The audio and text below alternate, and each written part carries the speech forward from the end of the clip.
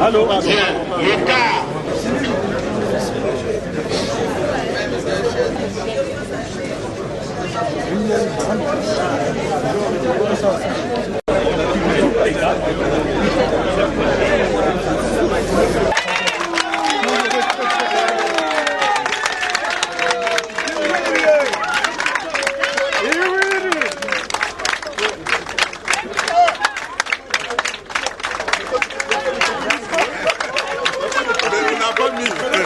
Mon parent.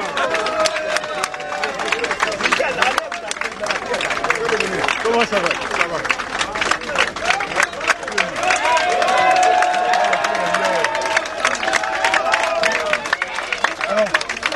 Alors là.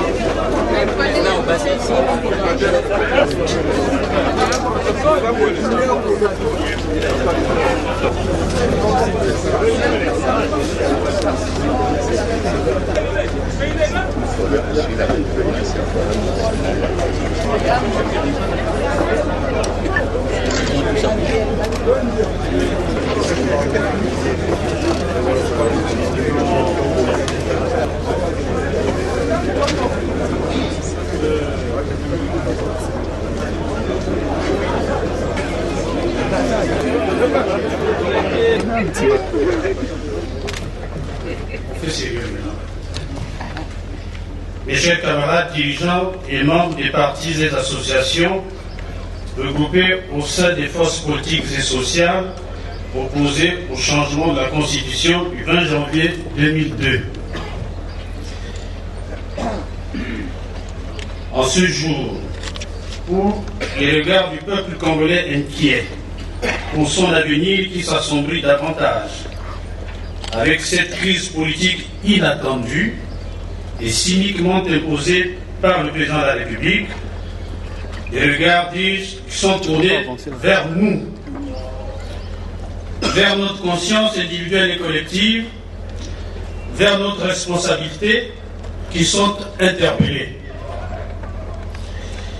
Et mutatis mutandis, c'est aujourd'hui que nous, opposition congolaise réelle, devons apporter la preuve de notre cohérence, de notre détermination, des sacrifices que nous pouvons consacrer à ce qui apparaît sans excès de langage comme une lutte de libération du peuple congolais contre la tyrannie.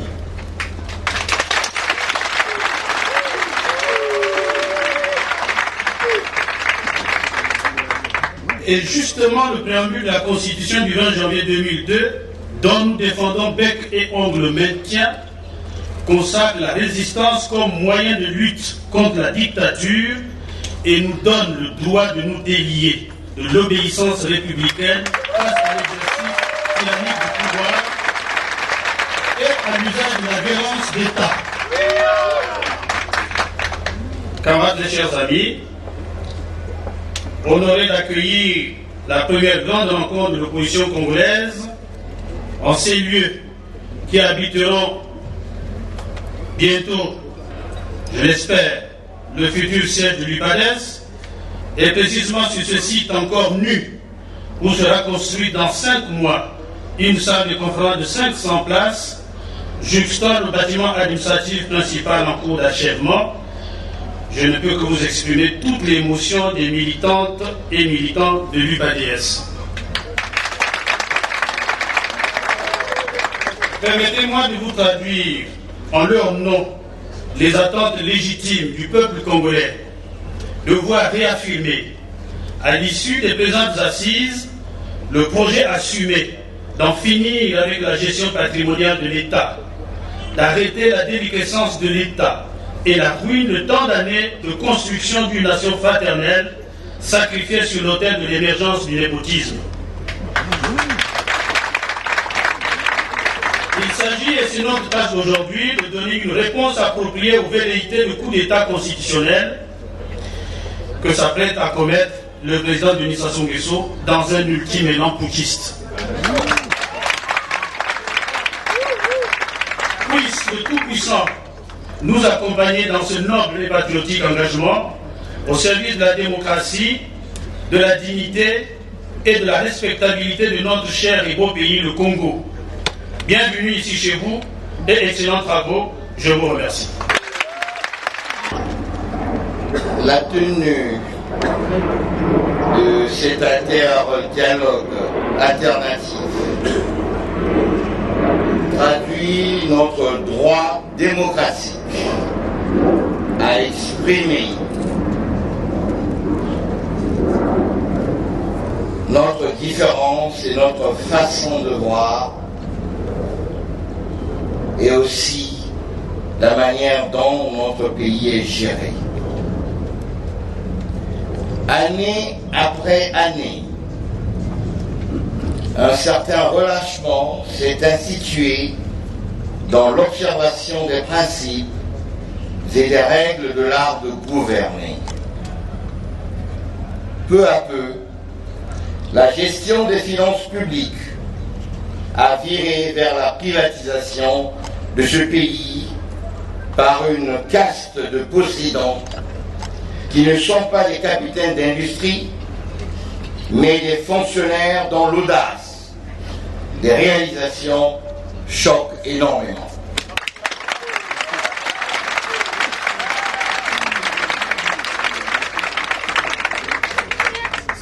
Un système s'est installé à ériger ses propres codes, s'est placé hors d'atteinte du droit pour profiter d'une impunité qui nargue notre peuple sévèrement paupérisé, devenu un simple spectateur de sa propre histoire. Des fortunes immenses ont germé ex nihilo devant une dégradation de la vie sociale de l'habitant. Pendant ce temps, l'eau, l'électricité et la santé demeurent des préoccupations récurrentes, jamais satisfaites. Que dire de notre jeunesse, complètement placée dans les serres d'un chômage endémique qui, comme une lèpre, l'absorbe complètement. Ce Congo décalé, qui présente des nouveaux nababs chaque jour, fait les délices des musiciens de Kinshasa qui ont trouvé là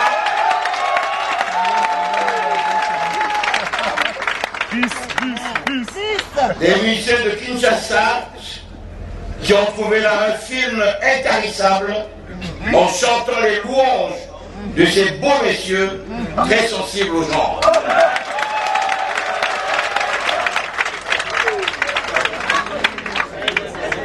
Plus va le temps, plus la dérive quitte la dimension du petit cours d'eau pour devenir un océan immense.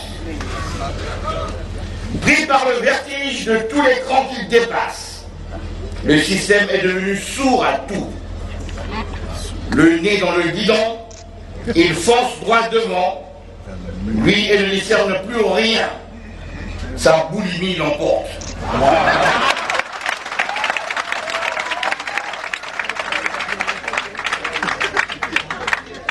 Si le XXIe siècle parie sur les progrès des sociétés, au Congo, le peuple voit ses conditions se déliter chaque jour davantage. Cela se passe en 2015, dans un pays gorgé de pétrole et sous-peuplé, où tous les bonheurs devraient être permis, mais où l'on souffre comme dans un bagne.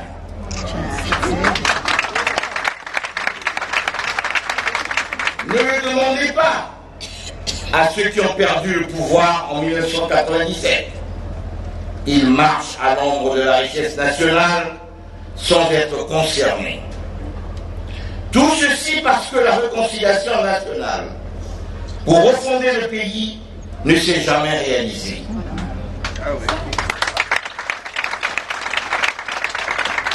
On a pourtant créé des institutions pour aider à cette réconciliation, mais elles ont quitté leur objectif pour devenir des structures permanentes qui pompent l'argent de l'État pour rien. Pire, ce n'est plus qu'un argument de propagande. La propagande, industrie première dans ce régime, dans notre pays, parce que survivance du mono, utilisée pour maquiller tous les échecs successifs d'un pouvoir qui oppose la réalisation de quelques aéroports et de quelques kilomètres de route, plus des éléphants blancs comme Imboulou, à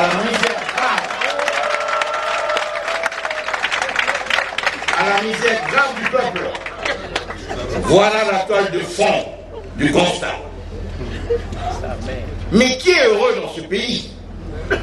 Les fonctionnaires? Non. Les opérateurs économiques essoufflés par le non-paiement de leur dette intérieure. La jeunesse livrée à la boisson, comme recours.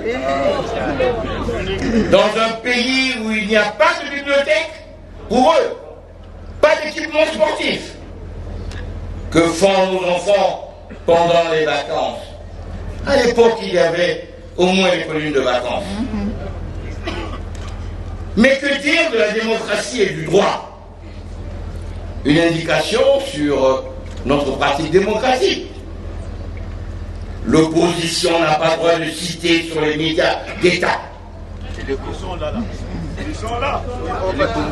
L'opposition ne peut plus tenir des meetings dans les salles publiques. Vous constatez aujourd'hui que nous sommes obligés de rester à l'ARI. Nous ne c'est pas mauvais, nous sommes chez nous.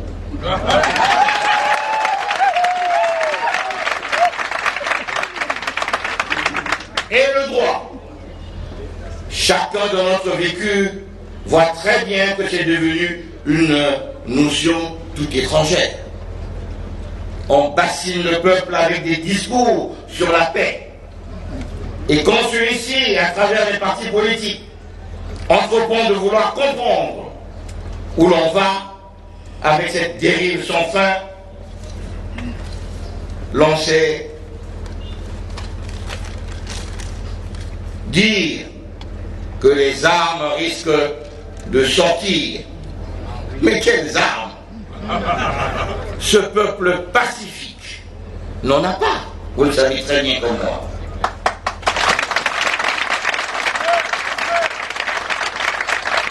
Et le président est l'apôtre de la paix, pour laquelle il se dépense sans compter en Centrafrique.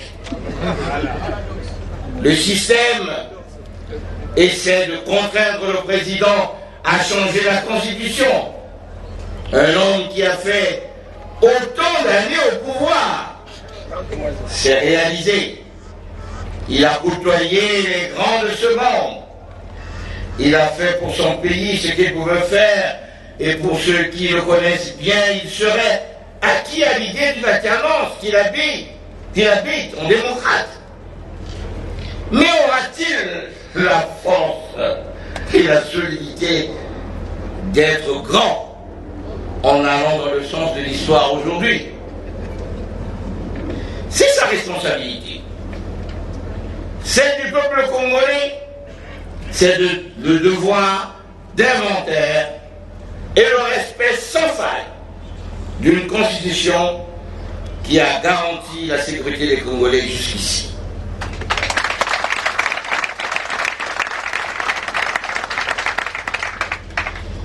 C'est de cela qui s'est toujours agi, tout le temps, que l'on a demandé les États généraux et le dialogue sans exclusif.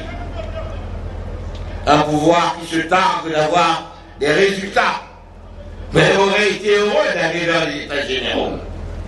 Rien n'y fait. S'agissant du dialogue, si le président admet la pertinence d'une telle chose, le système a créé une bifurcation. Au lieu de voir le génie national jaillir et la sagesse nationale l'accompagner, Eh bien, on a créé Sibiti.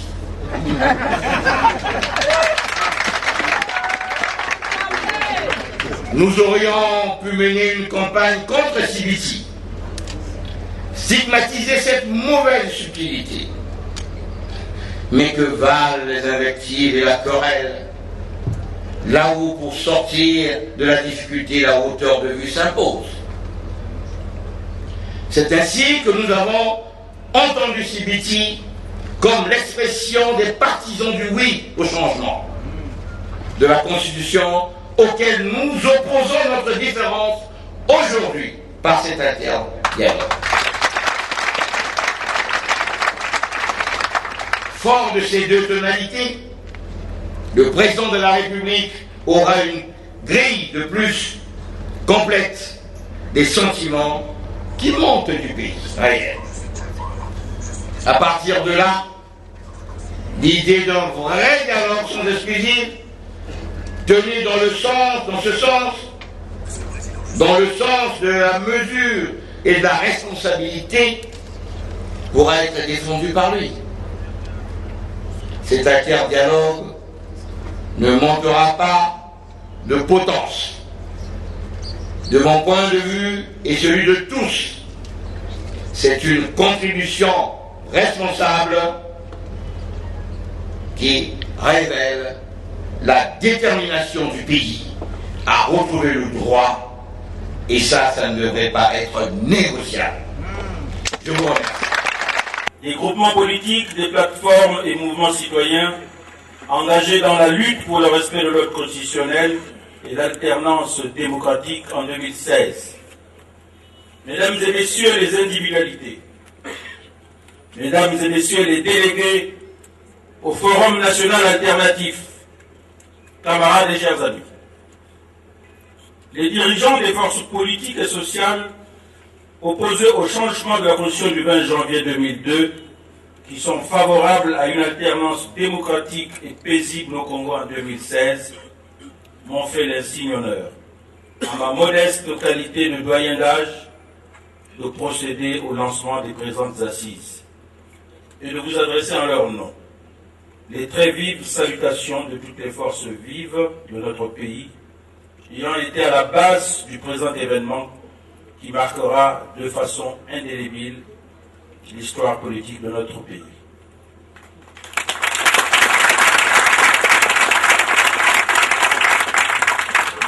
Mesdames et messieurs, le peuple congolais est en ce moment dans une phase politique et historique importante qui lui offre de nombreuses possibilités libératrices. Aujourd'hui, le combat politique au Congo est le combat pour l'alternance démocratique. Ce combat oppose deux camps. D'un côté, les conservateurs qui veulent le pouvoir pour eux-mêmes, qui n'ont cessé de profiter des richesses nationales et qui bénéficient des rentes de protection de toute nature. De l'autre côté, les forces de progrès qui militent pour le non au changement de constitution, qui militent pour des élections libres, transparentes et crédibles et pour l'alternance démocratique en 2016. Des composantes de la majorité présidentielle, dont vous venez d'entendre un de leurs représentants, habités par l'esprit de la République et de la nation, ont rejoint ce second camp, le camp de force du progrès, créant ainsi un mouvement salutaire pour le pays qui fera son chemin. Je tiens à saluer tous ces camarades qui nous ont rejoints en votre nom.